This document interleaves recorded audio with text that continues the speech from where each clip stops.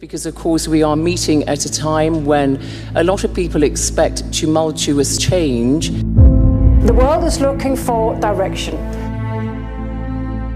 That may represent huge changes in the world order as we have known it. The office of President of the United States.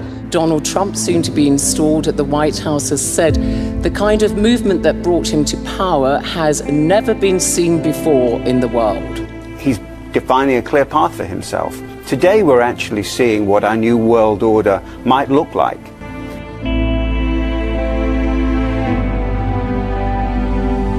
In these early days of 2017, there is a palpable uncertainty about the state of the world.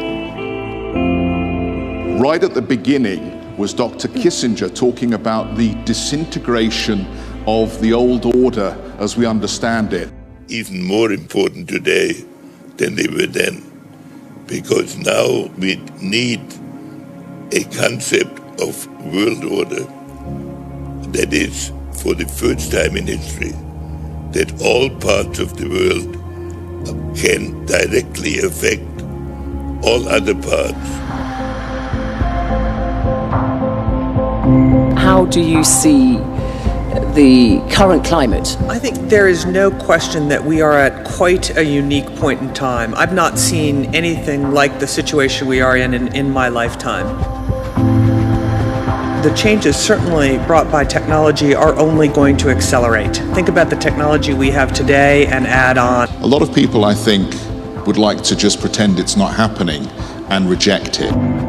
The pace of change is accelerating dramatically. And hope that they manage to make it into their 50s or 60s without it really disrupting their life too much. But clearly you cannot do that when it is coming at you like a freight train. And I am absolutely convinced that all the new technology we're seeing will have one side to it that can be negatively disruptive, but also one side to it that can be extremely positive. We have biometrics that actually means that you can be recognized. Tell us, what's the future of paying and shopping for things? I believe that 2/3 of the world will ultimately end up paying with biometrics. I think the emerging markets will be a lot faster to adopt because they don't have our notions of privacy in the US and Europe. Personally, I like it. I like to choose whether my fingerprint is available somewhere or not. But in a lot of countries around the world, that's not a choice. You have to make it available. So but we don't want to go down that road in the US or Europe, well, do we? I don't know. Has India gone too far? It's always a balance. I can also tell you the same people that complain about it put their fingerprint whenever they enter the country. They don't say anything about it. They want to go on holiday there. You can't enter the country anymore, any country in the US or Europe, without giving your fingerprint. So you're actually giving it to somebody.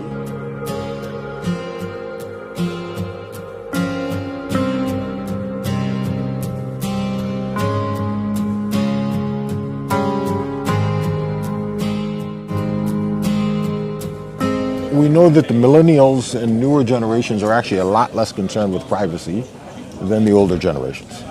And we know that they'll give up certain privacies for convenience much more willingly than others. Technological progress is unstoppable. No matter what administration, no matter what government, no matter where you are in the world, increasingly, it doesn't really matter. One of the key problems of our period is that the international order with which we were familiar is disintegrating in some respects.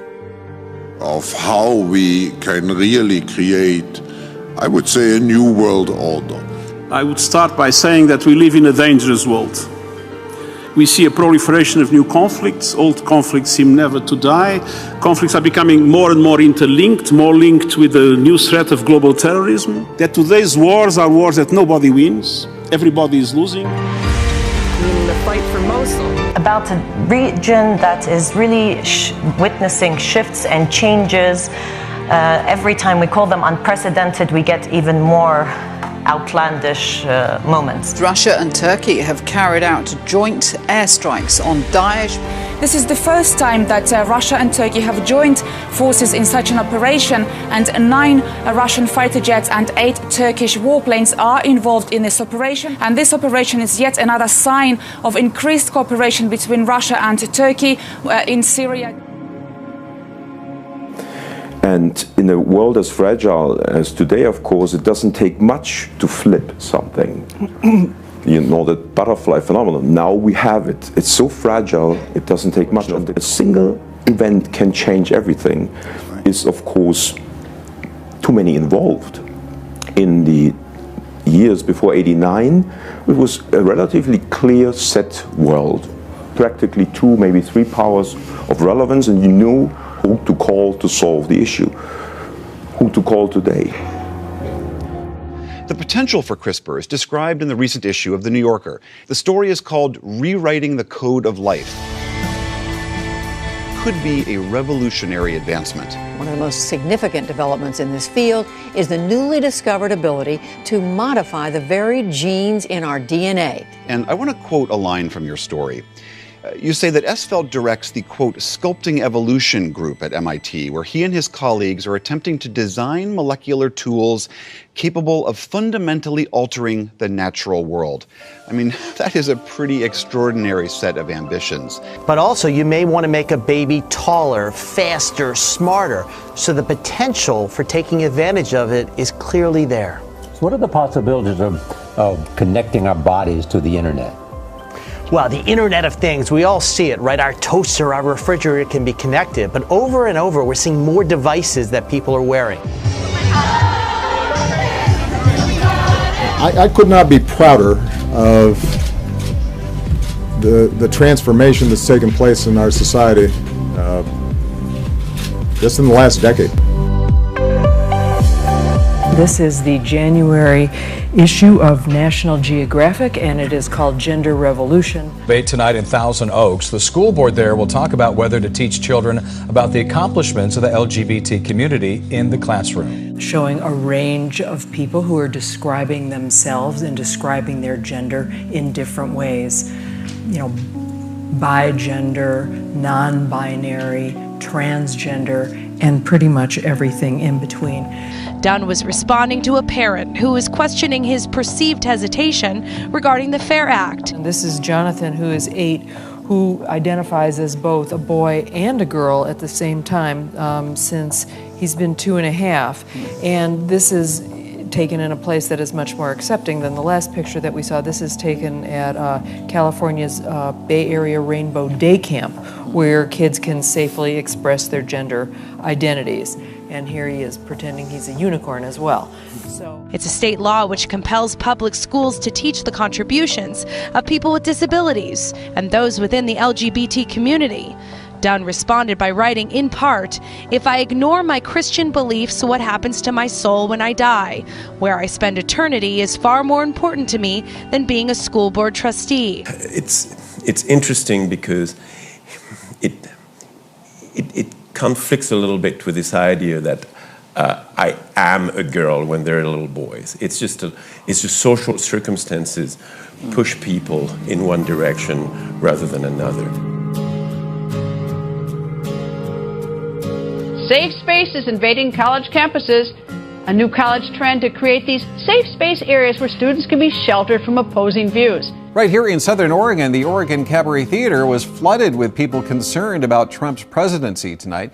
Organizers say that the Ghost Light Project symbolically creates a light for what they say are dark times ahead.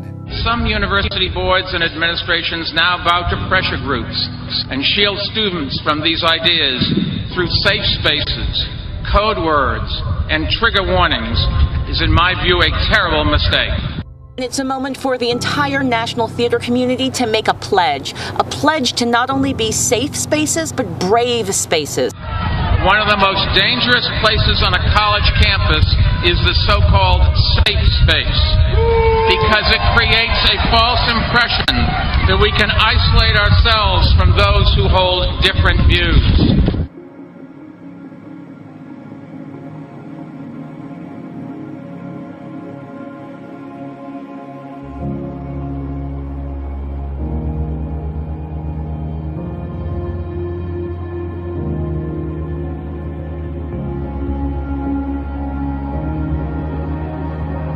Well, to all the people across the nation protesting the Trump presidency, canceling exams, bringing in therapy dogs, and hosting, yes, there's something called a cry-in.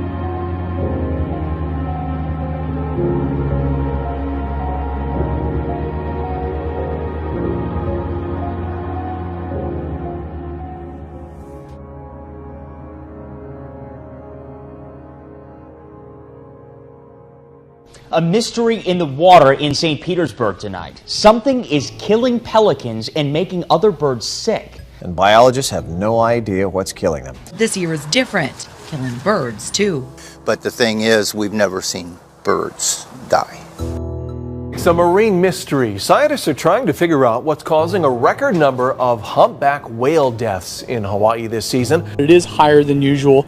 It's almost double early in the season. Wildlife officials say it's the largest mass stranding ever in Florida. And this is quite a mystery tonight. The big question, why would 95 whales all beach themselves? What's so interesting is the scientists tell us they have never seen a stranding this large for this species of whale. The science is telling us that the rate of extinction today is about 100 to 1,000 times higher than natural rates. Species are extinguishing very quickly. Their quest for clues about why the massive creature died, likely within the past week. They say the whale did not appear to have been hit by a ship. When you have an animal like that coming in and there's no apparent cause of injuries, we need to examine it. We should expect further attempts by Russia to meddle in the democratic process. It will occur again, I promise you. And again, the purpose is clear: to collapse the liberal international order.